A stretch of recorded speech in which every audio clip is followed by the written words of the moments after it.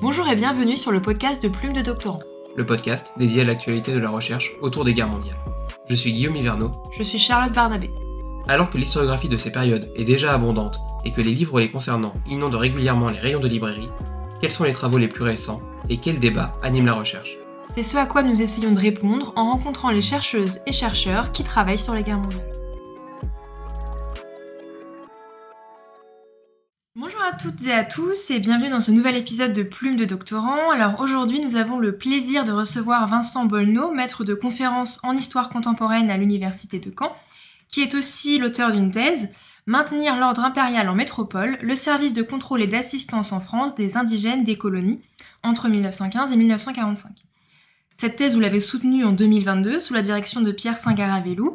Vincent Bolneau, bonjour. Bonjour. Bonjour. Vous êtes aussi membre d'un groupe de recherche sur les ordres coloniaux. On mettra le lien du carnet hypothèse dans la description. Avant d'entrer sur le sujet même de votre thèse, peut-être pouvez-vous d'abord revenir brièvement sur votre parcours et ce qui vous a mené à étudier ce sujet. Oui, tout d'abord, merci de votre invitation, tous les deux. En ce qui concerne mon parcours, j'ai une formation universitaire assez linéaire. J'ai commencé par une licence d'histoire à l'université de Lyon. J'ai ensuite fait un master recherche sous la direction de Pascal Barthélémy, donc en 2 ans avec un M1 qui s'orientait sur les questions de colonisation déjà, puisque j'avais travaillé sur un rapport portant sur la condition des femmes en Afrique occidentale française réalisé sous le gouvernement de Front Populaire par une institutrice intellectuelle et militante critique de la colonisation. Et en M2, en voulant me pencher sur un versant plus radical de la critique de la colonisation, je m'étais intéressé à l'expédition coloniale de 1931 et à la manière surtout dont elle avait fait l'objet d'une campagne de contestation beaucoup plus large que la seule contre-exposition coloniale organisée par les surréalistes et les communistes, qui est déjà assez bien connue, mais une véritable campagne à Paris, à Marseille, à Bordeaux, plus ou moins coordonnée en différents comités de lutte. Et c'est le projet que j'avais en démarrant la thèse, était de poursuivre en fait ce travail sur un temps plus long pour essayer de décortiquer les modalités de politisation des populations colonisées en France. Alors c'est une histoire qui a déjà été en partie écrite sous l'angle de l'histoire politique, de l'histoire culturelle, et je voulais la faire plutôt sous l'angle de l'histoire sociale.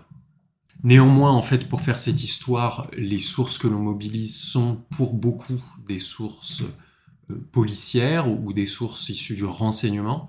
Et après quelques mois de recherche, en fait, je me suis rendu compte que j'étais en permanence en train de faire une critique externe de ces documents, faute d'outils aussi historiographiques pour mettre à distance le contexte de production très spécifique de ces documents. Et petit à petit, en fait, je me suis rendu compte que davantage qu'une histoire de la politisation des colonisés en France, j'étais en train de faire une histoire de ceux qui les surveillaient, ces militants. Et c'est ainsi donc que mon travail s'est orienté sur l'étude du dispositif du maintien de l'ordre, plutôt que sur l'étude de la politisation elle-même. Et alors, avant de revenir un peu plus dans les détails, pouvez-vous un peu nous poser les grands jalons de cette histoire coloniale, de cette histoire qui vous précède ? Alors, l'histoire coloniale, ou l'histoire de la colonisation plutôt, elle est en fait aussi ancienne pratiquement que la colonisation elle-même.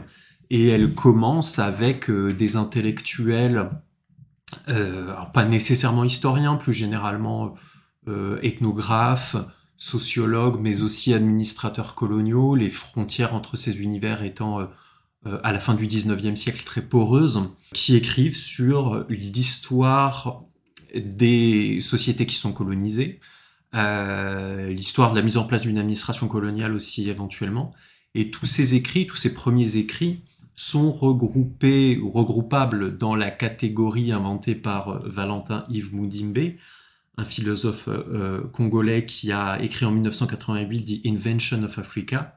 Cette catégorie, c'est celle de bibliothèque coloniale. Donc vraiment tous ces écrits à la fois savants et en fait d'acteurs de la colonisation, d'acteurs du colonialisme. La deuxième grande strate historiographique, c'est celle qui date des indépendances et qui peut être étiquetée comme une historiographie plutôt nationaliste, qui cherche à montrer l'évidence historique des États-nations forgés après les luttes d'indépendance nationale. C'est donc dans les années 1950-1960 qu'une série de travaux d'historiographie, d'une historiographie nationaliste sont publiés et sont immédiatement critiqués par une troisième strate issue d'une forme de marxisme critique, ou de marxisme hétérodoxe, qu'on regroupe sous les appellations de post-colonial et subaltern studies. Alors pour les subaltern studies, c'est une historiographie qui naît dans les années 1980 sous l'impulsion notamment de Ranajit Guha et de ses aspects élémentaires de l'insurrection paysanne publiée en 1983, qui critique en fait un roman national post-colonial centré sur le rôle des élites dans les processus de décolonisation, et lui veut montrer l'importance des catégories populaires, des opprimés, dans les luttes d'indépendance nationale, indienne en l'occurrence. Et puis les post-colonial studies, fondés là, ou plutôt portés par le texte d'Edouard Saïd, Orientalisme en 1978, historien palestinien, qui veut montrer quant à lui que l'historiographie dans ces années-là est toujours imbriquée dans des catégories de pensée héritées du colonialisme et qu'il faut décoloniser l'écriture de l'histoire elle-même pour achever une décolonisation qui ne doit pas être qu'institutionnelle mais aussi intellectuelle. Ça, ce sont vraiment les mouvements puissants juste après le colonialisme. Et puis, petit à petit, d'autres strates se sont ajoutées. Je pense à la strate plus récente décoloniale, plutôt originaire là d'Amérique latine, portée par un intellectuel comme Aníbal Quijano, qu'un sociologue péruvien, qui insiste plutôt sur les continuités économiques et les continuités culturelles du colonialisme avant et après les indépendances, et sur la structuration à l'échelle globale qu'a représenté sur le long terme le colonialisme. Et Aníbal Quijano parle en ce sens de colonialité du pouvoir, qui ne se résume pas au colonialisme institutionnel. Et puis peut-être une dernière strate de cette histoire-là, de cette historiographie-là, c'est ce que l'on appelle la nouvelle histoire impériale, la New Imperial History, avec des auteurs et des autrices comme Frederick Cooper, Gary Wilder ou Anne-Laura Stoller. Quant à eux, nous invitent à relativiser l'évidence de l'État-nation et à repenser en fait toutes les histoires à l'aune d'une échelle impériale, c'est-à-dire comme étant des formes politiques qui agrègent différentes populations hiérarchisées, distinguées, discriminées, et qui continuent dans le temps. C'est-à-dire que en lisant Gary Wilder, par exemple, il n'y a pas réellement une histoire de l'État-nation français, mais une histoire de ce qu'il appelle l'État-nation impérial, puisqu'il y a une co-construction de la nation et de l'empire français. Alors pour rentrer un peu plus concrètement dans le sujet, d'abord une question très générale. Est-ce que vous pourriez expliquer à nos auditeurs ce qu'est le CAI, qui sont ces indigènes qui sont en métropole et qui font-ils ? Alors le CAI, c'est le service de contrôle et d'assistance des indigènes des colonies en France, pour reprendre son appellation officielle. Alors d'assistance, en réalité, il est très peu question. Certains de ces agents disent eux-mêmes dans des notes de fonctionnement que l'assistance est un faux-nez de la surveillance et est un moyen d'augmenter les potentialités de contrôle. Le CAI, c'est une institution qui naît en 1923 pour surveiller les colonisés qui vivent en France, qui passent en France, qui se politisent en France. Et alors, qui sont-ils, ces colonisés en France ? Pour une partie, ce sont d'anciens tirailleurs, d'anciens soldats ou d'anciens travailleurs coloniaux qui ont été donc recrutés pour la Première Guerre mondiale et qui sont restés pour des raisons ou d'autres dans l'Hexagone à la fin du conflit. Pour des raisons ou d'autres, disais-je, ça peut être des raisons d'ordre intime, par exemple, rencontrer l'amour en France, fonder une famille en France.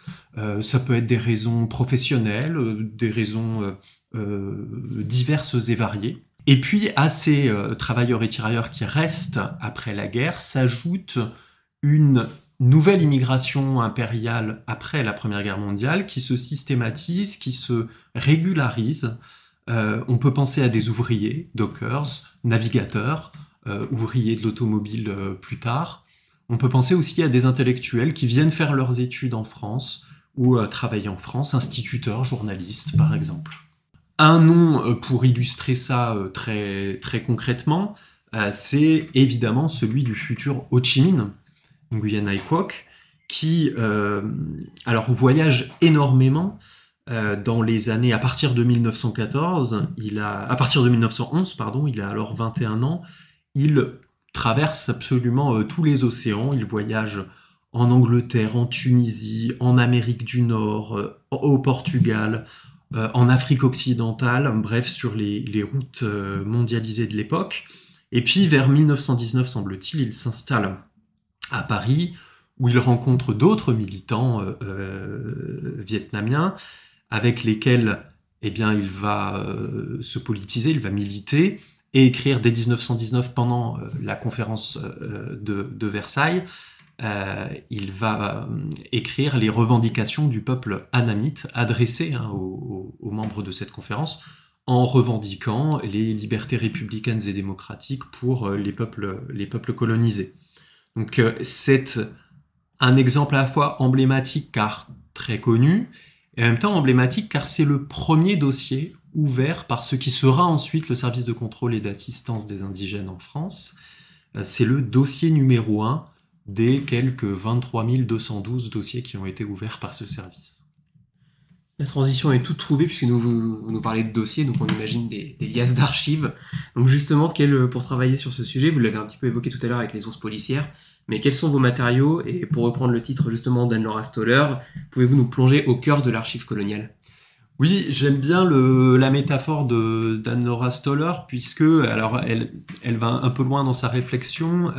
Elle parle d'ethnographie historique pour évoquer sa méthodologie. Alors, cette métaphore a des limites, puisque le propre de l'ethnographie en sciences sociales, c'est quand même l'interaction, ce qui est par nature limité dans les archives. Néanmoins, la métaphore vaut pour décrire une plongée dans des mètres et des mètres linéaires d'archives, ce que j'ai pu faire aux Archives nationales d'Outre-mer à Aix-en-Provence, dans un fonds relativement bien connu des historiens et historiennes du colonial, le fonds du service de liaison avec les originaires des territoires français d'Outre-mer, SLOTFOM, qui est en réalité le dernier nom qu'a pris le CAI après plusieurs réformes et qui donne son nom donc au fonds. Alors ce fonds, il se compose de 15 sous-séries qui recoupent toutes les documentations produites à un moment ou un autre par le service, et elles sont diverses, ces documentations. Il y a les arrêtés de construction du service, les textes normatifs, les documents normatifs qui cadrent plus ou moins le service, les dossiers de personnel des agents, alors très irréguliers d'ailleurs les uns des autres, les factures, les notes de frais du service, mais aussi les dossiers ouverts par l'appareil de surveillance. Alors ces dossiers peuvent être de diverses natures. La surveillance d'une organisation politique, d'un parti, d'un syndicat, d'un journal militant, mais aussi des dossiers de surveillance individuelle. Et là, il y en a donc plusieurs milliers, plusieurs dizaines de milliers. Je donnais le chiffre de 23 212 dossiers. C'est le nombre de dossiers qu'on trouve dans ce fonds. En réalité, tous ne sont pas exactement ouverts par le CAI. La moitié environ est ouvert par le CAI. Ça nous donne quand même une idée de l'ampleur de la surveillance exercée pendant l'entre-deux-guerres par ce service. Alors évidemment, cette documentation, j'ai essayé de la compléter pour multiplier les angles d'approche, et je l'ai complétée alors en partie par d'autres sources policières, en allant dans les archives plutôt des services du ministère de l'Intérieur, puisque le CAI était un service du ministère des colonies. Et donc, en consultant d'autres sources policières, j'ai pu voir non seulement d'autres angles d'observation des militants révolutionnaires observés par le CAI, mais aussi une sorte de miroir déformant de l'activité du CAI lui-même, qui était surveillé en fait par les autres appareils policiers. Et puis, j'ai essayé d'appréhender le point de vue des surveillés eux-mêmes, en me penchant sur la presse révolutionnaire, d'une part, sur les écrits, les mémoires de militants, d'autre part, qui sont très conscients de la surveillance et la dénoncent, la critiquent très régulièrement et donnent les trucs et astuces des militants révolutionnaires pour contourner la surveillance. Et justement, vous avez la mémoire des militants. Est-ce que, en miroir, il y a des mémoires ou des égo-documents liés aux acteurs de la surveillance ? Oui, alors c'est une question qui est loin d'être évidente, parce que quand on se plonge dans des archives administratives ou d'une administration, par essence, ça dépersonnalise un petit peu les acteurs et les actrices des services. Ça les réifie en tant qu'agents d'une administration. Alors, des égo-documents, j'ai pu en avoir pour les hauts administrateurs de ce service, puisque l'une des caractéristiques de la haute fonction publique est l'écriture. L'écriture d'essais politiques, de traités philosophiques, par exemple. Et l'un de ces hauts administrateurs, qui est directeur des affaires politiques du ministère des colonies, donc qui est en gros le numéro 3 ou 4 du ministère des colonies, à partir de 1929 et jusqu'à la fin de la Seconde Guerre mondiale, s'appelle Gaston Joseph. Et à la fin de la Seconde Guerre mondiale, son attitude pendant la guerre fait l'objet d'un procès qui lui vaut de perdre sa dignité à la Légion d'honneur. Et sa défense est organisée. Et pour organiser sa défense, il écrit lui-même des brouillons d'un mémoire sur sa trajectoire. Donc ça, c'est un égo-document assez intéressant, dans lequel il écrit sa propre mythologie, si l'on veut. Et puis, ça et là, dans les fonds du CAI, apparaissent des correspondances entre les agents, qui sont des agents qui travaillent au quotidien entre eux, et qui donc peuvent avoir sympathisé, pour certains, et se racontent leur quotidien, se donnent des nouvelles de leur famille, dans leur correspondance professionnelle parfois. Donc il peut y avoir comme ça des aspects relatifs aux individus dans des documentations toutes administratives. Je vais reprendre la question de Guillaume. Vous évoquez des mémoires de militants. Est-ce que vous avez pu consulter des mémoires de militantes ? Et est-ce qu'on a une idée de la part des femmes sur ces 23 000 dossiers que vous évoquiez ? Alors c'est une question délicate, parce que l'immigration coloniale, du moins jusqu'à la fin de la Seconde Guerre mondiale au moins, est à 99,9% masculine. Il n'y a pratiquement que des hommes. Alors, pourtant, la question des relations de ces hommes avec les femmes est centrale, en fait, dans la surveillance des colonisés en France. Et c'est même l'une des raisons pour laquelle est institutionnalisé le service. Il s'agit de surveiller les relations intimes de ces hommes avec des femmes françaises blanches, afin d'éviter la naissance d'enfants dits métis dans les catégories coloniales de l'époque. Alors, les enfants métis sont monnaie courante dans les territoires colonisés, nés de pères européens et de mères colonisées. L'inversion de la situation, c'est-à-dire la naissance d'enfants métis en métropole et de femmes européennes, pose problème aux administrations coloniales, puisqu'elle renverse un petit peu la hiérarchie des normes qui structure la domination coloniale. C'est donc une problématique essentielle. Alors, au fil des rapports d'enquête, des rapports d'observation qui sont réalisés sur toutes les réunions, on voit apparaître des relations de certains militants avec des femmes qui les accompagnent et qui militent à leur côté dans les réunions. L'un des indicateurs du service sur lequel j'ai travaillé, qui s'appelle Thomas Ramananjato, connu sous le nom d'agent Joe au service de contrôle et d'assistance des indigènes, est en couple avec une femme française qui participe aux réunions pendant toute la fin des années 1920 et toutes les années 1930, et qui, dans certains rapports réalisés par d'autres agents que l'agent Joe, critique le modérantisme de Thomas Ramananjato, donc s'affiche beaucoup plus radical que lui, dans une configuration où il y a fort à parier d'ailleurs que le fait d'être un indicateur reposait peut-être pas seulement sur Thomas Ramananjato, mais était peut-être une activité de couple. Alors, donc pour rentrer vraiment dans le cœur des guerres mondiales qui nous intéressent particulièrement, qu'est-ce que change la Première Guerre mondiale sur le quotidien de ces indigènes qui du coup sont bien plus surveillés qu'assistés ?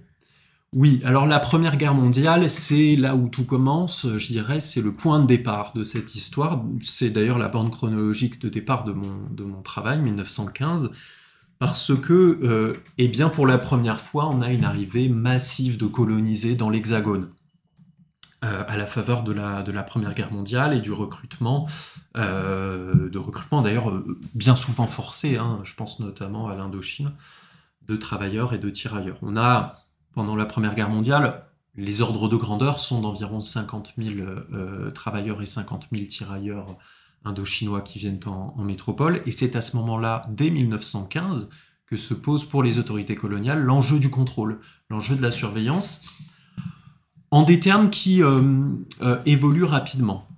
Il s'agit tout d'abord pour l'administration militaire et l'administration coloniale de contrôler ce qu'ils appellent l'état d'esprit des indigènes en France. Alors l'état d'esprit, ça relève en fait de tous les aspects de la vie sociale de ces acteurs. Notamment, une des craintes de l'administration militaire et coloniale, c'est que, eh bien, face à des conditions de travail et de vie très dures en France, les indigènes ne prennent pas le parti de la France, mais se retournent contre elle. Et eh bien, à la faveur de la Première Guerre mondiale, fassent vaciller l'Empire. Petit à petit, la problématique se transforme, et en 1917, je dirais que c'est un tournant, au printemps 1917, à la faveur à la fois des mutineries à l'avant, des grèves, notamment de femmes, à l'arrière, à la faveur aussi des échos de ce qu'il se passe du côté russe au même moment, et des avancées du parti bolchevique, eh bien, l'administration militaire et l'administration coloniale se mettent à redouter que, en métropole, les colonisés ne se politisent de manière subversive et bien deviennent des anticolonialistes et ramènent, après la guerre, en Indochine, en Afrique occidentale française, à Madagascar, des idées syndicalistes, anarchistes, pour reprendre les termes de l'époque. Et puis, rapidement, à partir de 1919 et la fondation du Comintern, la surveillance coloniale prend un angle très clairement anticommuniste. Alors, en 1920, le PCSFIC, c'est-à-dire le Parti communiste, section française de l'Internationale communiste, est fondé après le congrès de Tours. Et à ce moment-là, des associations d'indigènes, de colonisés, se fondent pour lutter contre l'impérialisme dans une perspective communiste. C'est le cas notamment de l'Union intercoloniale qui regroupe des militants originaires des 4 coins de l'Empire et qui se fait sienne les thèses de Lénine sur l'impérialisme et entend tout à la fois fragiliser le capitalisme en luttant contre l'impérialisme et fragiliser l'impérialisme en luttant contre le capitalisme. Et c'est à ce moment-là que se structure véritablement, au tout début des années 1920, une lutte entre un pouvoir colonial anticommuniste et un anti-impérialisme communiste. Avant de continuer sur cet entre-deux-guerres, j'ai juste une question justement sur la Première Guerre mondiale, ça m'est venu en vous écoutant. Est-ce que, dans cette crainte des autorités françaises d'un retournement des travailleurs coloniaux et puis des tirailleurs, est-ce qu'il n'y a pas aussi une crainte en lien avec une concurrence de la Grande-Bretagne qui est présente sur le sol français pour combattre, avec notamment des travailleurs chinois, d'autres troupes justement coloniales de leur part, une espèce de rivalité entre empires qui pourrait jouer de cet ordre-là ou pas du tout? Alors, c'est pas quelque chose que j'ai observé dans mes sources, cette idée d'une rivalité impériale, au moment de la Première Guerre mondiale en tout cas. En revanche, le prétexte de la fondation de la surveillance vient de la question de la protection en fait des indigènes en France. C'est-à-dire que, notamment en 1917, au moment des grèves et des mutineries, les colonisés apparaissent comme des agents du maintien de l'ordre qui sont là pour mater les grèves et pour remplacer les grévistes. Et qui sont aussi perçus par une partie de la population comme profitant de l'absence des hommes en âge de procréer partis au front, pour prendre la place dans la vie familiale et dans l'ordre sexuel de ces hommes. Et il y a donc le prétexte qui est pris d'incidents xénophobes et racistes en 1917, qui visent des Marocains au Havre, des Indochinois à Vincennes. Bref, il y a tout un tas à Saint-Ouen, pardon, il y a tout un tas d'incidents, de troubles racistes au printemps 1917. Et ces incidents sont pris comme prétexte pour faire avancer la surveillance au nom de la protection des indigènes. C'est plutôt ça que j'ai pu observer dans les sources. Donc maintenant, revenons sur l'entre-deux-guerres. Est-ce que vous pourriez nous faire un petit peu un déroulé de ces nouvelles préoccupations qui apparaissent pendant l'entre-deux-guerres? Vous évoquiez même que justement le CAI en prend véritablement le nom en 1923, si je ne me trompe pas. Oui. Pouvez-vous revenir un peu là-dessus? En effet, pendant la Première Guerre mondiale, le grand service de gestion des travailleurs coloniaux s'appelle le SOTC, le service d'organisation des travailleurs coloniaux, sur lequel a beaucoup travaillé Laurent Dornel très récemment. Et au sein de ce SOTC, une direction qui s'appelle le CGTI, le service de contrôle général des tirailleurs et travailleurs indo-chinois puis indigènes, se spécialise dans des tournées de surveillance dans les foyers de travailleurs coloniaux. En 1919, à la fin de la guerre, se pose la question de la survivance ou de la suppression de ces institutions d'exception, et en fait les agents du CGTI poussent pour non seulement la survivance de ces institutions, mais leur extension à toute la France et leur pérennisation. Et au sein du CGTI est alors créé un service de renseignement, le SR du CGTI, en 1919, pour surveiller le futur Ho Chi Minh et ses amis militants. Pendant les années 1920, on est marqué dans la première moitié des années 1920 par cette dynamique de l'UIC, l'Union intercoloniale, qui est unitaire, c'est-à-dire qui met en contact des colonisés originaires des quatre coins de l'Empire. Mais cette unité se fragmente à partir de 1926, l'UIC implose, et se divise en plusieurs organisations qui ont une base nationale ou raciale, par exemple le Parti Annamite de l'Indépendance, par exemple la Ligue de défense de la race nègre, pour reprendre les termes de cette organisation, ou l'Étoile nord-africaine, l'ENA, qui deviennent à la fois concurrentes et complémentaires dans un contexte où le mouvement communiste global prend lui-même de nouvelles orientations. Jusqu'à présent, la stratégie était celle d'un front unique contre le capitalisme, et à partir, alors traditionnellement on dit à partir de 1928, mais la dynamique en fait apparaît un petit peu avant, on rentre dans une nouvelle dynamique qui est celle classe contre classe, impulsée par la ligne de Staline.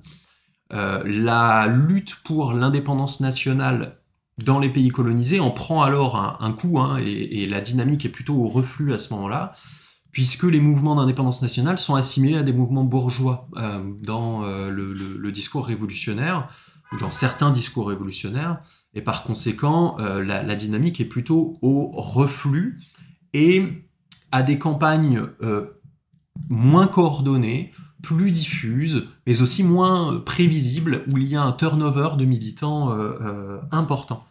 Et donc, les habitudes de surveillance sont obligées de se reconfigurer et de s'adapter à un turnover militant important et à un renouveau d'organisation très importante. C'est justement à la fin des années 1920 que le CAI arrive à justement se doter d'informateurs plus réguliers dans les mouvements révolutionnaires, afin justement de pouvoir suivre pratiquement au jour le jour l'actualité militante. Peut-être que pour terminer, je peux évoquer pendant l'entre-deux-guerres le cas particulier de la période de Front populaire, puisque il est intéressant de noter qu'il y a une sorte de paradoxe pendant cette époque-là, où des militants qui étaient surveillés ou dans le giron, dans l'optique de la surveillance du CAI, et d'ailleurs d'autres appareils de surveillance et d'appareils de police en France, deviennent des gouvernants ou des alliés du gouvernement à cette époque. Et donc on a une production de notes de renseignements, y compris pendant la période de Front populaire, où des gens au pouvoir, des députés ou des proches de députés, sont espionnés, surveillés comme des suspects, ce qui montre, selon moi, un certain niveau d'autonomie du champ du renseignement politique à l'égard du champ politique, justement. Alors, arrive la Seconde Guerre mondiale. Que devient le CAI à l'heure du régime de Vichy, de la mobilisation des colonisés dans le conflit ? Est-ce que Est-ce que vous notez vraiment de réelles évolutions à ce moment-là ? Oui, alors ça aussi, c'est une question assez complexe, puisque le CAI est rebaptisé, ou plutôt transformé en 1941, en SCCI, Service colonial de contrôle des indigènes. Il y a un changement évident, hein, puisque avec la guerre, la surveillance coloniale en métropole n'est plus du tout la priorité, vous vous en doutez bien. Et en 1939-1940, il y a pratiquement plus de production de notes de renseignement par le CAI, qui est évidemment complètement perturbé par l'actualité. Néanmoins, il y a tout de même une inertie institutionnelle, et les agents structurants de ce CAI restent en place dans le SCCI, et je pense notamment là à un acteur que j'ai évoqué, Gaston Joseph, le numéro 2 du sous-secrétariat d'État aux colonies désormais, à Vichy, qui demande dès 1941 à ce que le nouveau CAI, le SCCI, reprenne de ses activités et se mette à reproduire à nouveau des notes de renseignement. C'est ce que le service va faire avec ses anciennes habitudes de chasse aux communistes, aux trotskistes, mais avec ici de nouvelles catégories qui s'ajoutent à cet anticommunisme. Des catégories antisémites, tout d'abord, les relations de colonisés avec des juifs qui sont appelés israélites dans les archives sont systématiquement notées, d'une part, et puis une nouvelle orientation politique, ou plutôt une radicalisation d'une orientation politique préexistante peut-être, à savoir une vigilance idéologique sur ce que l'on pense du maréchal Pétain. Et donc, quiconque dit du mal de Pétain peut faire l'objet de plusieurs mois de surveillance pour des propos tenus dans un café à l'emporte-pièce, dans le cas où le SCCI arrive à suivre les acteurs. Alors, ce qu'il faut noter aussi sur la période de la Seconde Guerre mondiale, c'est que une partie des archives a été perdue ou détruite. Tout d'abord, il semble qu'une partie des archives de la rue Oudinot, donc du ministère des Colonies à Paris, ait été saisie par les nazis pendant la guerre, et j'ai eu beau les chercher, je ne les ai pas retrouvés, ces documents. J'ai juste rencontré la mention qu'une partie de ces documents avait été volée par les nazis. Et puis, parmi les documents qui ont été conservés par l'administration coloniale française, par le ministère des Colonies, une partie semble avoir été cachée dans une villa de Cusset près de Vichy par ce fameux Gaston Joseph. Et là encore, c'est une partie de documents qui semble avoir disparu. C'est particulièrement dommage puisque dans ces documents-là, il y avait, semble-t-il, un fichier de surveillance des fonctionnaires du ministère des Colonies selon leurs opinions politiques favorables ou non au gaullisme notamment, voire au communisme, mais c'était notamment les gaullistes qui étaient épiés dans ce fichier, et puis selon leur appartenance ou non à la franc-maçonnerie.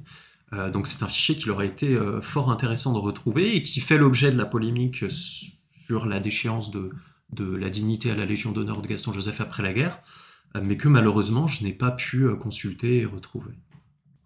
Comment travaille concrètement sur le terrain ce service ? Et du coup, j'aurais aussi une autre question sur les acteurs en eux-mêmes. Est-ce qu'il y a des carrières en fait, qui se font au sein du CAI, ou est-ce que c'est une étape dans une autre carrière administrative ? Alors bon, pour les autres administrateurs, vous avez commencé à en parler, mais est-ce qu'on sait un peu pour les échelons inférieurs, par exemple ? Oui, alors sur les pratiques du service, ce que j'ai essayé de faire, c'est vraiment d'avoir une histoire au ras du sol qui s'intéresse au quotidien des agents, à leur méthode de travail, à leur routine, dans tout ce que ça a de plus ennuyeux parfois, y compris. Alors leur méthode de travail, pour ce qu'il s'agit de produire du renseignement et d'épier, eh bien il s'agit d'entretenir un réseau d'informateurs. Donc ce qu'on appelle les officiers traitants, ceux qui dirigent des sources, des indicateurs, les rencontrent une fois ou deux fois par semaine, leurs indicateurs, dans des cafés ou dans des lieux discrets, dans une gare ou une station de métro, pour échanger des documents et des enveloppes d'argent en échange de ces services.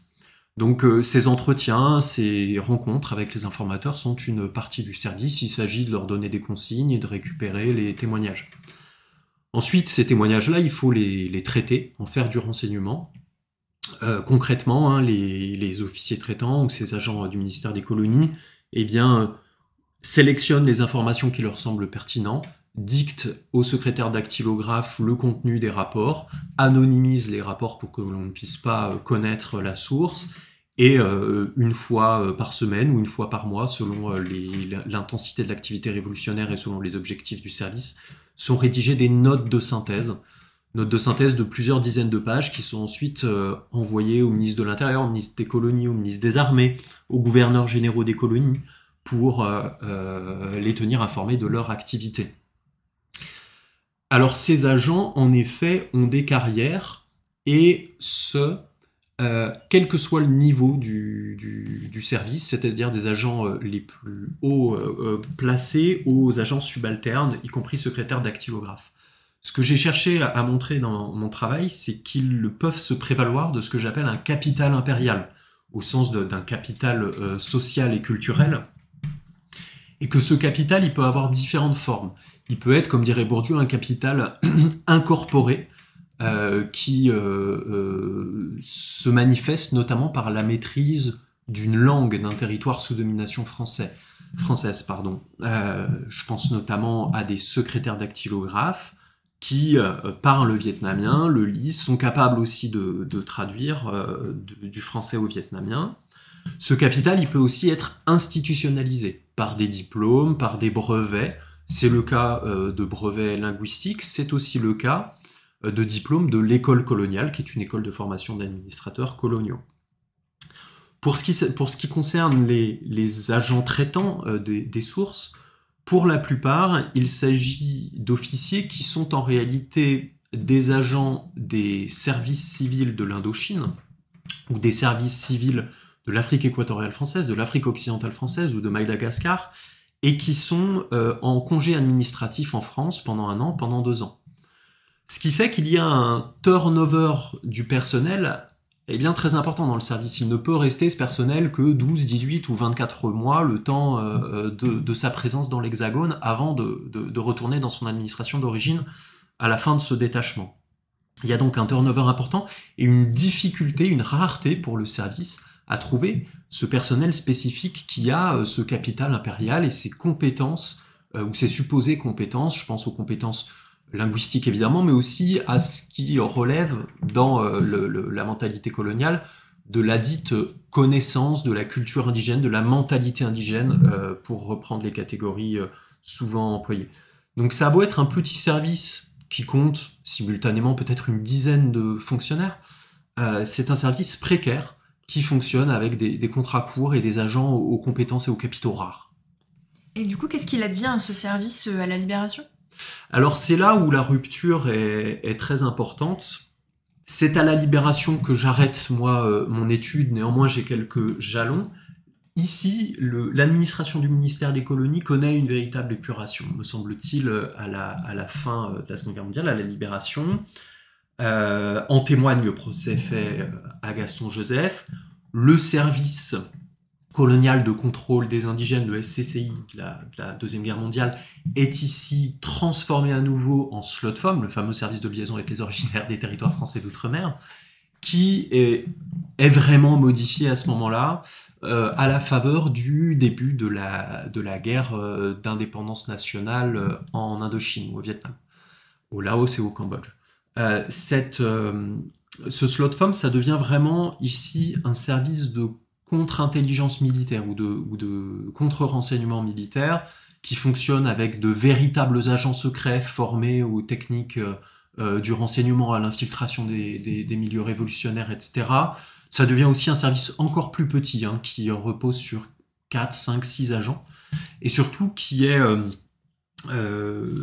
peut se targuer d'une véritable rupture. C'est plus un service qui produit des fiches par centaines, par milliers, par dizaines de milliers, mais c'est un service qui remplit des missions particulières.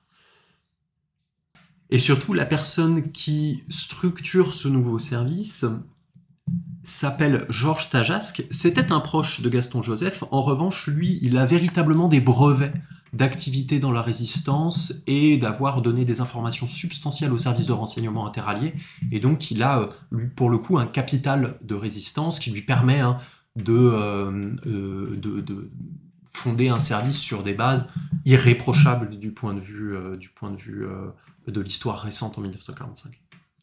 Alors, est-ce que du coup, tout au long de cette période que vous étudiez, vous voyez se développer une vraie protestation, qu'elle soit indigène ou française, contre le maintien de cet ordre colonial en métropole, et notamment du fait de ce que vous évoquiez au début de l'entretien, ce maintien de l'ordre par le biais du corps des femmes, qui est assez classique, mais est-ce que certains indigènes protestent particulièrement contre ça ? Alors, l'attitude des colonisés face à la surveillance, en fait, est un véritable éventail. Il y a toutes sortes d'attitudes par rapport au renseignement politique. La première attitude, c'est l'ignorance, c'est le fait de ne ni savoir, ni connaître, ni avoir conscience du fait qu'il y a une véritable surveillance qui s'exerce. En revanche, dans les milieux les plus militants, la conscience de la surveillance est très haute, très aiguë.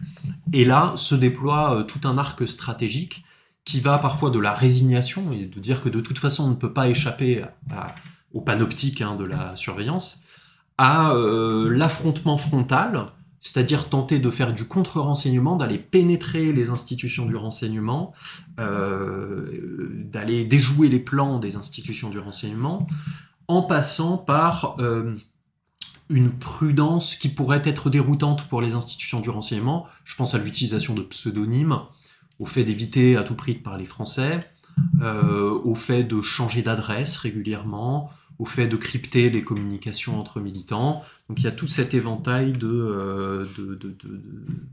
d'actions et de vigilance qui est déployé par ces militants. Sur le maintien de l'ordre sexuel et intime, je n'ai pas pu voir de documents qui témoignent d'une politisation spécifique de ce point dans les archives que j'ai consultées de la part des acteurs que j'ai pu voir. En revanche, j'ai pu constater dans les archives de la fin de la Première Guerre mondiale que l'interdiction faite ou le découragement fait aux couples interraciaux de se marier faisait quant à lui l'objet de résistance ou d'incompréhension à tout le moins. J'ai notamment trouvé le cas d'une famille française dont la fille va épouser un ancien soldat malgache qui se voit opposer une fin de non-recevoir par le ministère des colonies qui met en garde les parents de cette femme sur le fait que cet homme a probablement déjà une famille à Madagascar, qu'il est probablement polygame, qu'il a probablement pas les moyens de faire vivre cette femme. Et les parents de cette femme française ont beau se porter garant de cet homme et affirmer sa confiance, donc d'une certaine manière résister à l'injonction qui est faite d'abandonner ce projet de mariage, il n'en sera rien, il n'y aura pas de mariage, tout simplement parce que les normes qui sont posées pour établir un mariage, la demande de documents d'état civil, de certain nombre de documents administratifs qui sont purement et simplement impossibles à produire pour ces acteurs, déboutent tout projet de mariage. Et justement, cette histoire, par exemple, vous l'avez retrouvée dans quel type de source ? Je l'ai retrouvée dans des échanges de correspondance entre le gouverneur général de Madagascar et le service de contrôle général des tirailleurs et travailleurs indigènes, puisqu'en 1917, le garde des Sceaux en France fait passer une circulaire secrète aux préfets et aux maires les invitant à décourager tout projet de mariage entre une femme française et un homme originaire des territoires sous domination française. C'est une circulaire dont il est délicat de connaître les applications et les conséquences concrètes. Laurent Dornel, là encore, a aussi travaillé sur ce sujet. Mais en tout cas, la consigne a circulé dans les préfectures et dans les mairies en 1917. Merci beaucoup. Pour les mariages, d'accord, est-ce qu'il y a un éventuel contrôle de la fréquentation des prostituées ? Alors, c'est là encore une inquiétude de l'administration coloniale, notamment pendant la Première Guerre mondiale, où tout ça se structure.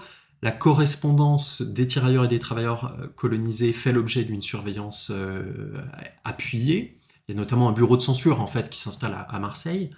Et dans les rapports réguliers sur la correspondance dépouillée par le bureau de censure, il y a des mentions de récits de rencontres avec des femmes françaises, alors qu'elles soient prostituées ou non d'ailleurs, mais qui font systématiquement l'objet d'une surveillance par le service de censure. Et puis il y a une collecte des documents pornographiques ou érotiques transmis dans ces courriers, qui mettent notamment en scène des femmes françaises. Elles sont saisies, ces cartes postales ou ces photographies érotiques, et elles ne franchissent pas les fourches codines du contrôle, qui, eh bien, en fait, voilà une humiliation non seulement des femmes, mais surtout de la société française, de la civilisation française, et donc d'une réduction de la position de domination et du coup de la légitimité coloniale à dominer, censément être propre aux Français.